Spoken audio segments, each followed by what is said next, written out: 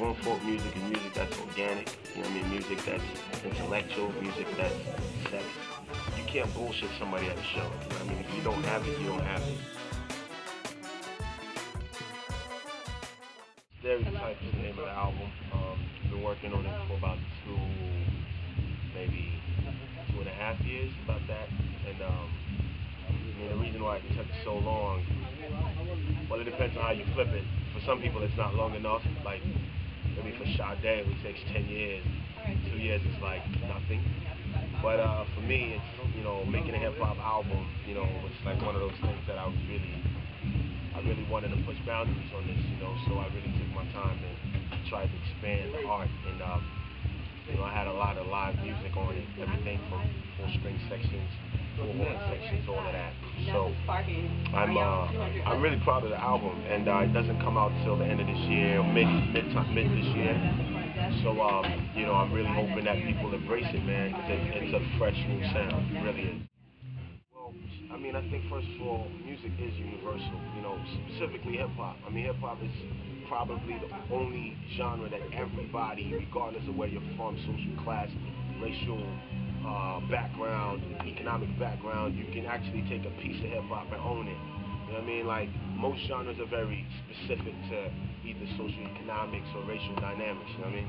Hip-hop is the only thing that when, you know, kids in Accra City can embrace like theirs, kids in Brooklyn can embrace it theirs, you go to France, kids are embracing it theirs. So I think it was just a matter of time that an artist, you know, and I'm not the first, clearly there's been, you know, the Wyclef Jeans, you know what I mean, who have an international background and have a very, very strong kind of rap where they're from, you know what I mean, and I think that I've been fortunate enough to have, you know, the crowd and, you know, the support, you know, that I have. Like, my band is a very, you know, racial, multicultural band, you know, that all bring whatever little experience they've had in the world to the Embassy Ensemble, you know what I mean? So it's a very naturally international experience. I'm really looking forward to people, like, getting into it. I say this all the time, I'm a sum total of everything I have ever listened to, you know what I mean? Like, everything from, you know, my pop's High Life collection that I was kind of like, that's got, you know, local Ghanaian music. I kind of grew up on that, and I was like, I was really fortunate because my first experience with music was very organic, you know what I mean? And I went to festivals as a kid, you know, I played in festivals in Ghana, and, you know, that was like just that raw energy, and that's kind of what I built my life show around, you know. It's just that experience that I remember going to festivals when I was a kid listening to. So that's number one, just my environment, you know what I mean, and the sonics that were just naturally in my environment. Then, of course, moving forward to like hip-hop starting to be a part of my my kind of like my setup, you know. It came with the Rakims, it came with the Public Enemies, you know, just a very, very solid, you know, lyrical content, you know what I mean? And then, of course, you know, my dad's still playing, you know, old Marvin Gaye, you know what I mean, old Nina Simone, you know what I mean, like vinyl records. So my influence is just very vast, you know, and today, being in a position where I'm slowly becoming one of the voices of this art, I feel more fortunate that I didn't have like a regular kind of upbringing where it was one type of music, you know what I mean? Because now when I write, when I produce, I'm coming from that background, you know what I mean?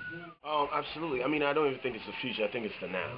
You know what I mean? Like, I think all artists that I respect strongly, and I've done a lot of work with, are artists that have that very individual kind of do-it-all mentality, you know what I mean? Because you're going to have to be the booking agent. You're going to have to be the flyer guy. You're going to have to be the, I mean, all the elements that it takes to put together a set, a show.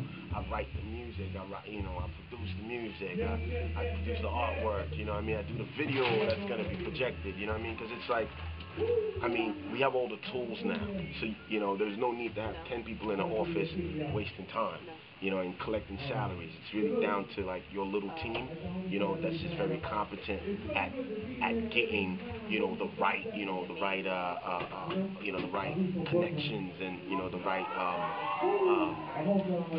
the right shows, you know what I mean, the elements that really put you out there. And I put a lot of emphasis on my show because I feel like that's really the only way that you can't bullshit somebody at a show. You know what I mean? If you don't have it, you don't have it. It doesn't matter. You know what I mean? And my entire orientation has been, how do I put together a band that's solid and everybody that sees can go, okay, that's a great outfit.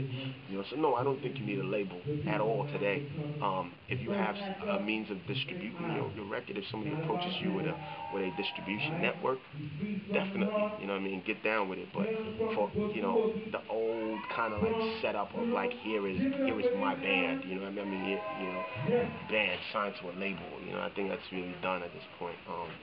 So I'm just like glad that I'm part of the new vibe, the future of the art, you know, where all you need is just, you know, a computer and a whole lot of creativity. Yeah, grown folk music is what music was. Music was always grown folk music, you know. I think music got so juvenile real quick that you got 30-year-old men trying to sound 15 because they're trying to sell to 15-year-olds. Me personally, I don't ride that way.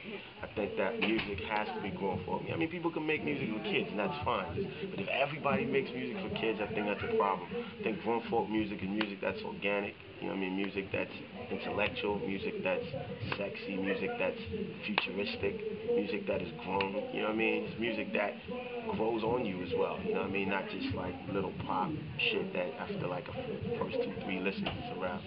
So yeah, man, I'm excited to be a leader of the new school and a part of the grown folk movement. So yeah. I feel like, yo, if I could turn back the hands of time, I would take you back to the 80s. Was all good. KRS got LaRock out the water they palm, and the whole wide world represent.